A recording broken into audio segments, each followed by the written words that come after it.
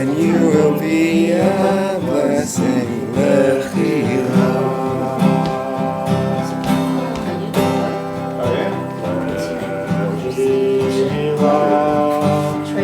And I will live your name praise.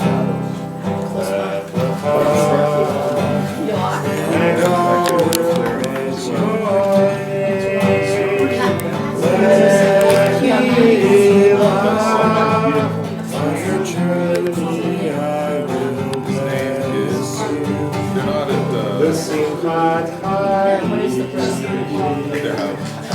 The Simchat Chaim. The Simchat Chaim.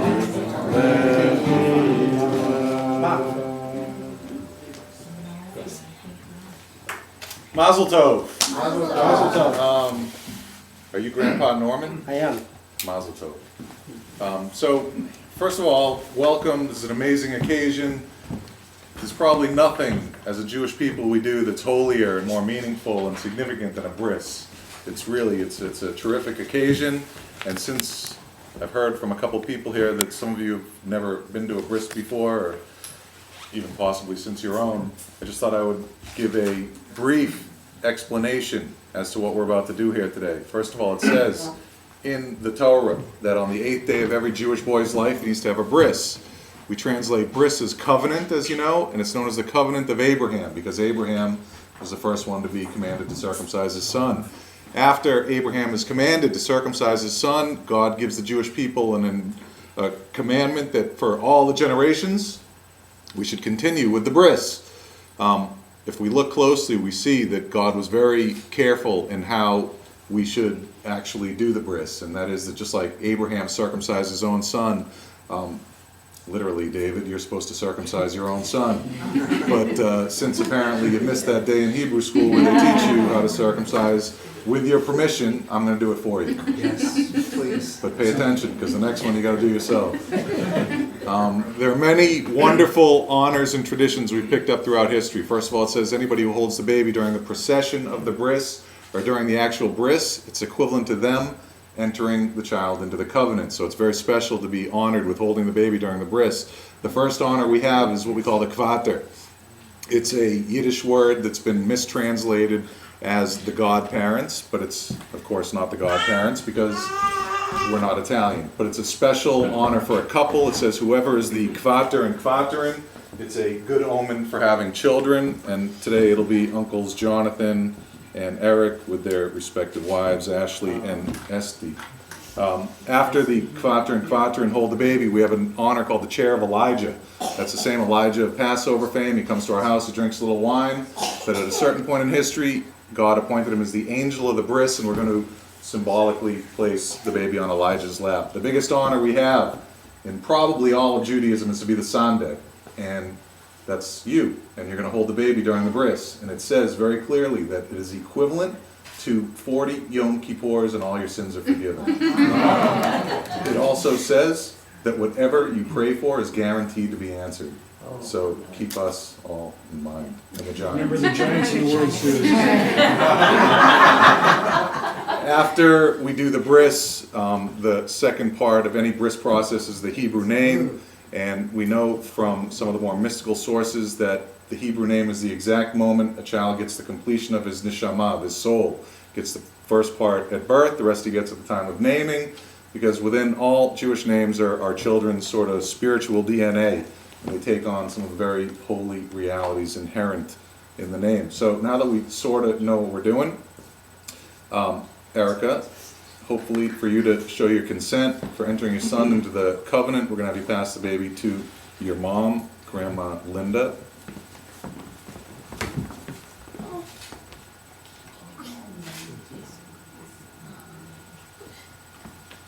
And Linda, just turn around for that camera right there. You guys got to be quick. We're only doing this once. And Grandma, we're going to pass the baby to Grandma Barbara.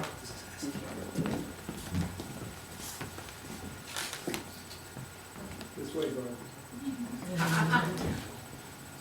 And if you could pass the baby to Great Grandma Sybil.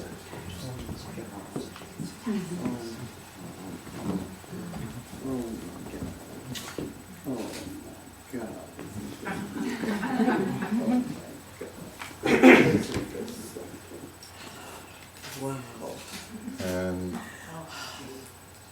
Grandma, I know he's gonna be hard to give up, but we're gonna have you give the baby to Uncle Jonathan.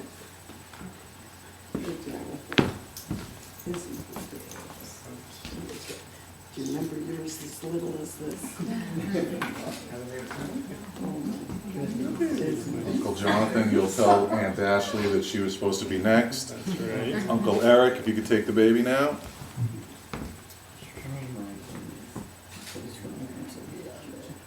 And is that Aunt Esty in there? Jesse's over there. Okay, Aunt Esty, Mazel Tov. You're gonna pass the baby to Great Aunt Naomi. Esty's at the computer.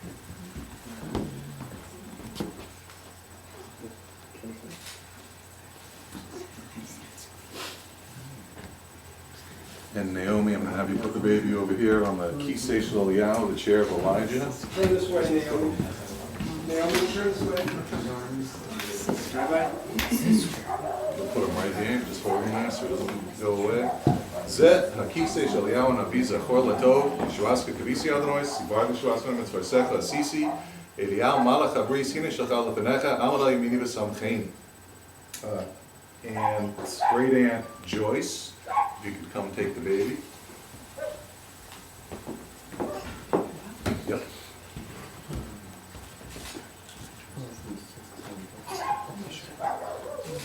And you're gonna give the baby to David. Sadie, you're gonna have me sit right here.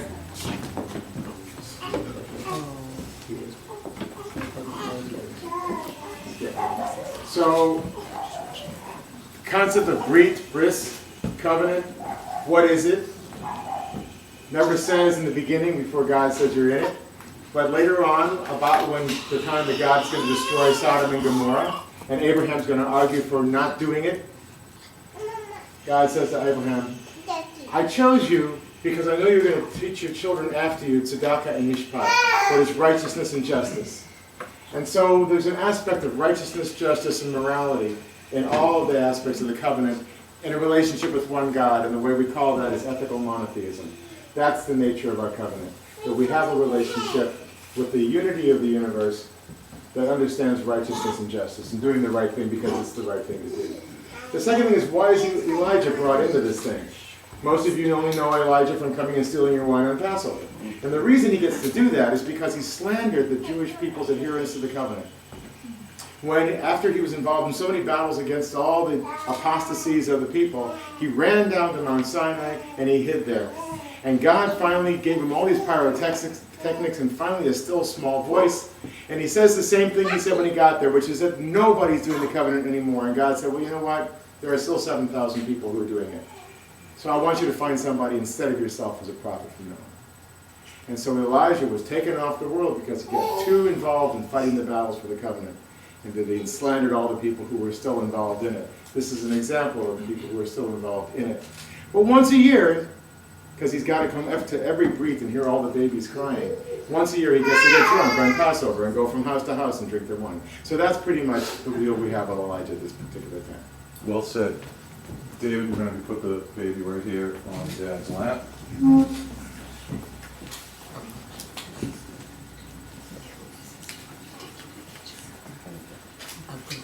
So there's two blessings at every bris. One I'm going to say, and one you're going to say. You're going to say the one in yellow. Can you read it? I'm going to help you. You have the trans. No, that's not. Okay, you I'll help. you No worries.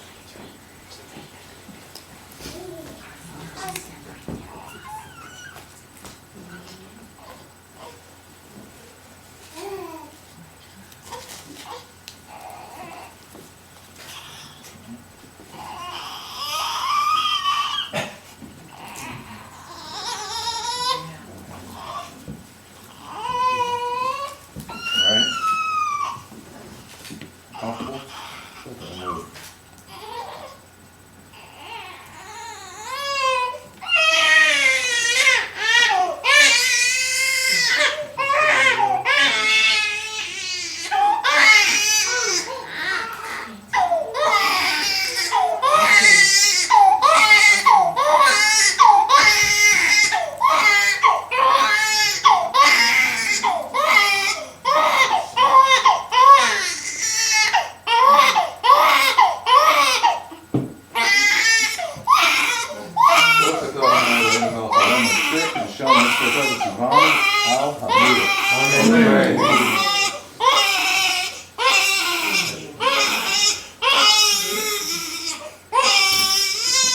Very good. Say with me. Baruch atah Adonai. Baruch atah Adonai. Eloheinu melech haolam. Eloheinu melech haolam. Asher kiddushanu. Asher kiddushanu. Mitzvotav. Mitzvotav. Tzivanu. Tzivanu. L'hachniso. L'chakniso. Bevrito. Bevrito. Shel. Abraham. Avinu. Avinu. Amen. That's it. Nothing else till you're born. Praise God, Adonai, our God, ruler of infinity, who commanded us to circumcise our children. We praise you, Adonai, our God, for you command us to enter our sons into the covenant of Abraham, our father.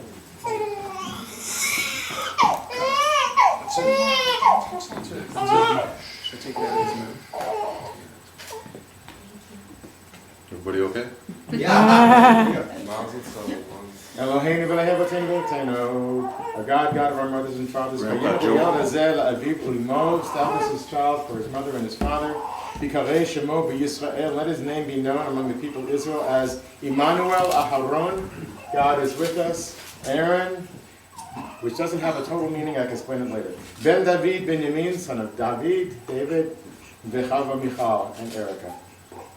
Yismach ha'av yotzei chalitzav ויוצא חלציו ותגל עמו בפרי בטנה זרע קטון גדול יהיה כשם שנכנס לברית כן כדי שתורה וכוחה למעשים טובים. Just as this boy has becomes a man, so may he enter into a life worthy of marriage, Torah, and good deeds. משברך אבותינו ואמותינו, אברהם, יצחק, יעקב, אבותינו, שרה, נבחר החברה, ויברך את הילד והנברך עמו הזה בעבור שנכנס לברית, כן תיכנס לתורה וכוחה למעשים טובים. God and God of our ancestors, bless this child that full speeding and healing return to him, and may he, as he is returned to healing, also have a life of Torah, marriage, and good deeds. Amen. Give him a little love now.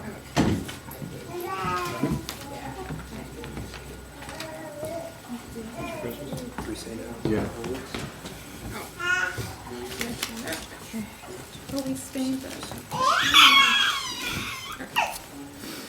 So we'd like to thank everybody for coming to our Bris today. It's been an overwhelming but amazing couple of days. We wanted to explain why we chose the names. So we love the Jewish tradition of naming for family members who moved on. And we are naming this baby Elliott Arthur Rosen, or Emmanuel Aharon Rosen, for the grandfathers that we both have lost in recent years. Our grandfathers lived well into their 90s and were very big influences in our lives. So we feel that we are shaped in no small part due to them. And we hope that in naming Elliott for these men, we can instill into him some of the wonderful qualities that they possessed. So I'm going to speak first about my grandfather, and then David wrote a letter to Elliott that he's going to read to you explaining why we chose the name Arthur for his grandfather. Is Nana back in the room? Yeah. I mean Gigi. So my grandfather, Emmanuel Kubi, was a very inspiring man. His family immigrated to the U.S. from Eastern Europe, and he grew up in San Francisco. His father was a fruit vendor, and he used to walk alongside him. And he was not penniless, as his father used to let him keep the pennies that they would earn from the fruit sales. But in one generation, my grandfather put himself through night school, became a public accountant, and worked well into his 80s and had a comfortable life for his family, put his 2 daughters through college. So he was very inspiring, really embodied the American dream. Besides being a role model for hard work and perseverance, he embodied many traits that David and I find very admirable. He was most of all a very moral and ethical and upstanding person. He never took the easy way out, and he was always a go-to in our family when anybody needed advice. He seemed to always have a wise solution for any problem that was encountered. He just seemed to know the right thing to do. He had a very strong conscience and instilled in us the importance of integrity and honesty. qualities that David and I greatly hope that baby Elliott will embody. Papa was also wise enough to pick my grandmother Sybil for his life partner. With her silliness, joie de vivre, and boundless energy, love, and care, he created a life partnership that I have seen few couples possess. And I can only hope that baby Elliott is half as lucky in his future partnership as them. But if I had to pick one lesson that I learned from my grandfather, it would be the value that he placed on family. There is nothing at all that he valued more, and no lesson he drilled into us more than that one. When David and I circled each other under our chuppah 4 years ago, you want more wine, huh? That's good stuff. Oh. David and I circled each other under our chuppah and created our family sphere, or our family unit, can't see, that we vowed to protect and prioritize over everything else in the world. And I think this concept would make Papa very happy. Our sphere has grown by 8 pounds in the last week, but symbolically in a much more important way. To me, by naming Elliott for my beloved grandfather, I'm demonstrating the importance this new life brings into our sacred sphere and perpetuating the link from my family's past into its future. It also seems fitting to name baby Elliott for my grandfather because it seemed to us that Papa played a role in his conception. As some of you know, David and I struggled for a very long time to get pregnant. And during this time, in January of 2011, my grandfather passed away. And in the Jewish religion, the mourning period for a loved one is 1 year, when you're not supposed to have simchas or happy times or celebrations. And indeed, it was a dark year for David and me. But in January of 2012, just after my grandfather's unveiling, we finally got pregnant. It seemed as though Papa couldn't help us when he wasn't himself at the end of his life, or during the 1 year period of mourning after his death. But as soon as that year was over, he could say, it's time to stop being sad, and it's time to move on and celebrate a new life. So after the years of heartache that we had endured, it was that very month, January of 2012, that baby Elliott came to be. So it all seemed very much under Papa's blessing, if not somehow his doing. The name Emmanuel, or Emmanuel in Hebrew, means God is with us, with a connotation of support and protection. This is how we view my Papa's ongoing role in our lives and in Elliott's creation, and it is perfectly fitting to name Elliott for Emmanuel. We hope to keep our grandfather's spirits or neshamas alive through this new life. We feel very blessed to have had so much time with these two incredible men who embody so many traits that we are honored to pass into this little life we created together.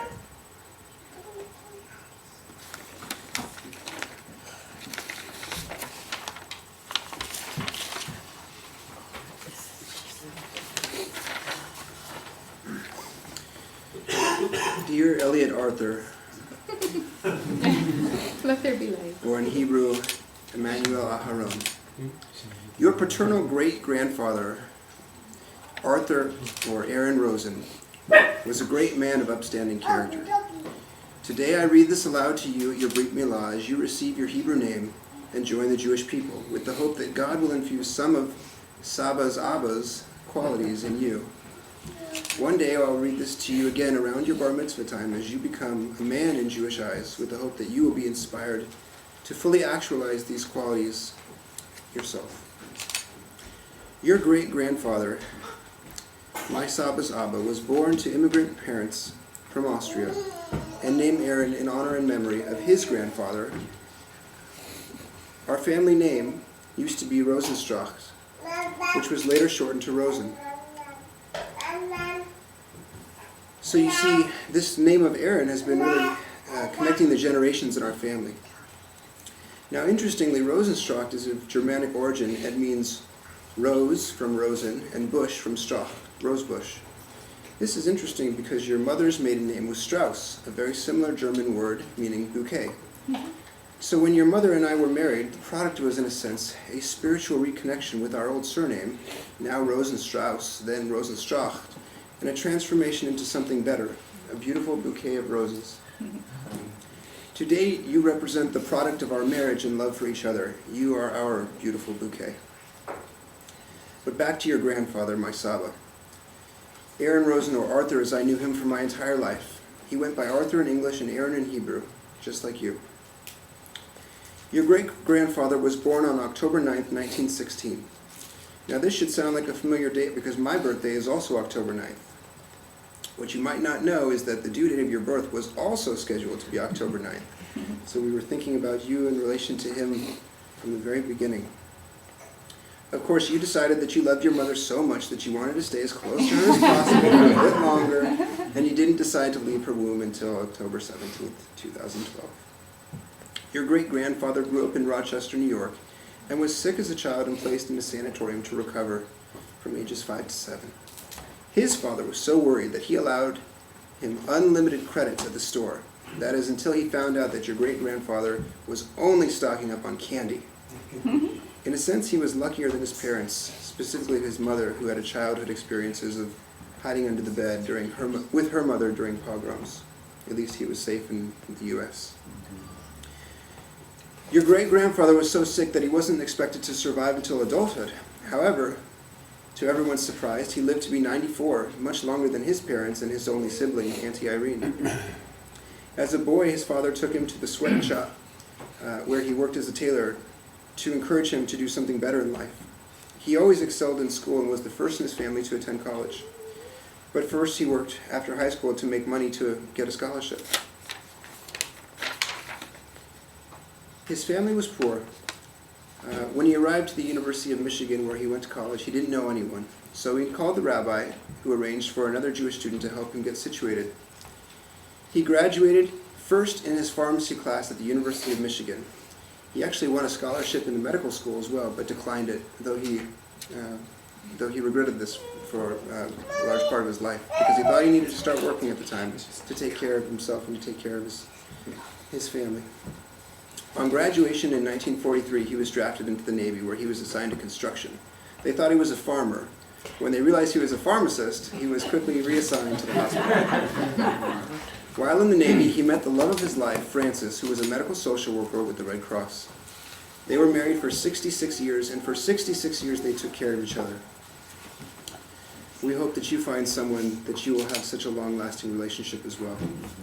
Your great-grandfather had many admirable qualities, and we hope that you will find ways to actualize some of these in your own life. My Saba was an accomplished, intelligent, humble man, and a rock of strength and stability for our family. And he gave great bear hugs. Every time we came over as children, he would wrap his arms around us and just scratch, scratch, scratch, always in just the right spot. He was the first to give support and the last to take credit. We could all learn from his humility. May you be blessed with his intellect, humility, and supportive warmth. He was not typically the life of the party or the center of attention. He shut away from this and was more introverted than your great-grandmother Frances, who was a real go-getter, once simultaneously serving as the president of 4 parent-teacher organizations for her 4 various children. He was the loyal, dependable type who was looking out for others and worked hard for his entire life to support himself and his family. He always stressed hard work. In school and elsewhere, he was proud of his children and grandchildren's academic achievements, and he never spoke poorly of others. This may be one of his most subtle but important qualities. He possessed an ability to see the best in everyone. May you be blessed with his work ethic, his dependable nature, and his ability to view other people as their highest potential. Not surprisingly, one of his often heard catchphrases was, "We're all rooting for you." Others included, "Be well," "Remember us to Erica," or "Holy Toledo." This one he got from his sister Auntie Irene. And of course there was, "Son of a gun." Elliott Arthur, as you enter this world, we hope you are blessed with long-lasting health and an abundance of opportunities and adventures in all avenues of life. We hope you will get the best bouquet of qualities from both of our grandparents, and we can't wait to see what a beautiful boy you bloom into.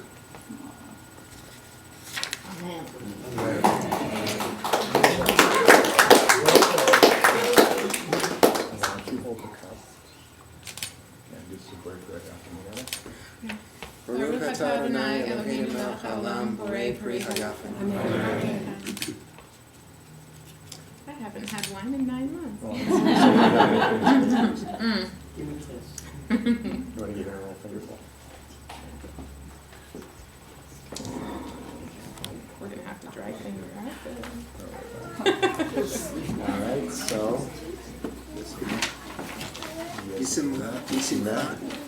Bisimcha Elohim Ke'Ephraim V'chi Menashe. May God make you like Ephraim and Menashe. Yevarechecha Adonai v'yishmerecha. Ya'er Adonai panav elecha v'kunecha. Yisa Adonai panav elecha v'yasem lacha shalom. Amen. May Adonai bless you and guard you. May Adonai smile graciously at you. May Adonai pay attention to you and give you peace. Amen. You join me in Shehecheyanu? Baruch atah Adonai Eloheinu melech haolam, Shehecheyanu, v'kiyamanu, v'higiyanu l'azman hazeh. Praising God for bringing us through a good time. We have one more song of our request. Let's say shalom. So, could you join us all? Shalom, Biruma, Shalom, Aleinu, say Shalom, Biruma, say Shalom, Aleinu, Israel.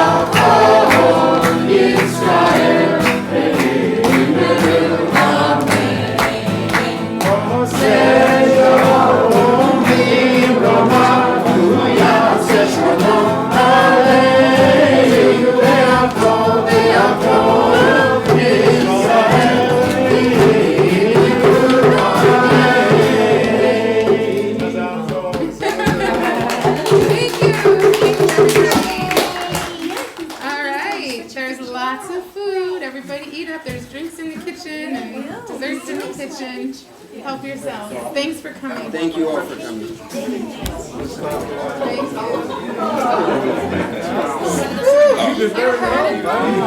Hopefully it was okay.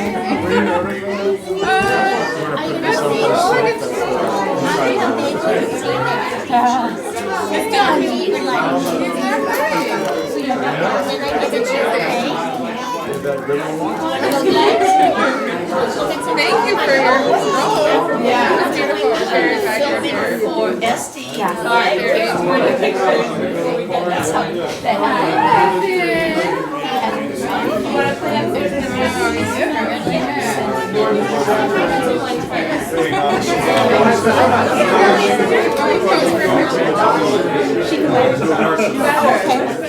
Will you take all this stuff?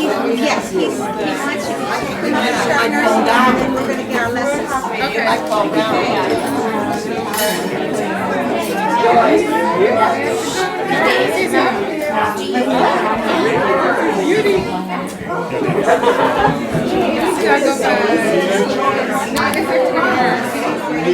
She didn't go to the wrong joint. My greatest blanket.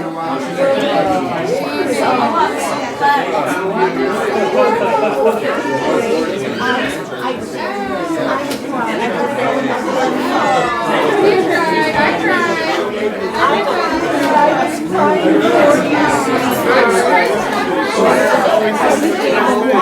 Yeah, he's I haven't heard any of that. It was unfortunate timing.